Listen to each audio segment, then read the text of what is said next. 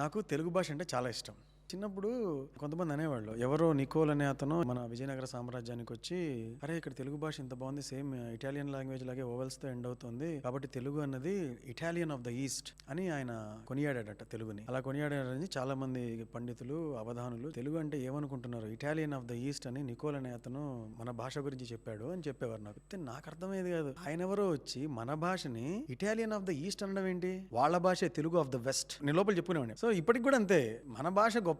చాలా మంది అణా అళ పలికే వాళ్ళు ఎవరైనా సరే నాకు తెలియకనే వాళ్ళతో ఫ్రెండ్షిప్ చేసుకోవాలనుకుంటాను. ఎవరైతే తెలుగు బాగా మాట్లాడతారో నేను వాళ్ళ చుట్టూ తిరుగుతుంటా. అంత ఇష్టం అనమాట. చాలా మంది వాళ్ళు చేస్తున్న మిస్టేక్స్ ని, అంటే పలికేటప్పుడు కొంచెం అటు ఇటు ఉన్నప్పుడు నాకు లోపల ఉండబట్టలేక వాళ్ళ కరెక్షన్స్ చెప్పి చాలా మందిని శత్రువులుగా కూడా మార్చుకున్నా. ఏం చేస్తాం, మనమేమో తెలుగు భాష కరెక్ట్ గా మాట్లాడాలి అని కోరికుంటుంది, వాళ్ళేమో కొంచెం అటు ఇటుగా మాట్లాడే, అది వెళ్తున్నారు కాదండి వెళ్తున్నారు అని కరెక్ట్ చేయడం, కళ కాదండి కళ అలా చెప్పడం. ఐ రిమెంబర్ రాహుల్ రామకృష్ణ అని మన యాక్టర్ ఉన్నారు కదా, యాక్టర్ కమ్ కమెడియన్, ఆయన ఒకసారి ట్వీట్ పెట్టారు. ఏం పెట్టారంటే, ఎవరైతే తెలుగు భాషలో అళ అణ కరెక్ట్ గా పలుకుతారో సినిమాలో వాళ్ళకి ఒక అవార్డు పెట్టాలి అని. నాకు ఎంత నచ్చిందో అసలు అది. అరే భలే చెప్పాడు అయినా అనుకున్నా. ఎప్పుడు తెలుసుకున్నా, కొంచెం మనం పికప్ అయిన తర్వాత ఇండస్ట్రీలో ఖచ్చితంగా అవార్డు, తెలుగు భాష పేరు మీద ఒక అవార్డు చేయాలి అని కోరిక ఉంది. అంత ఇష్టం తెలుగు అంటే. సో మనం మాట్లాడేటప్పుడు తెలుగు బాగా ఇంప్రూవ్ చేసుకుంటూ ఇంకా బాగా ఎలా మాట్లాడాలనే ప్యాషన్ తో ఉండాలి అనేది నా కోరిక. అంటే చరవాణి వాడుతున్నాను, ధూమశకటంలో వచ్చాను, అలా గ్రాంధికం లాగా మాట్లాడమని కాదు, మనం మాట్లాడే కొద్ది తెలుగు అయినా సరే చక్కగా మాట్లాడాలి, కరెక్ట్ గా మాట్లాడాలి అనేది నా కోరిక.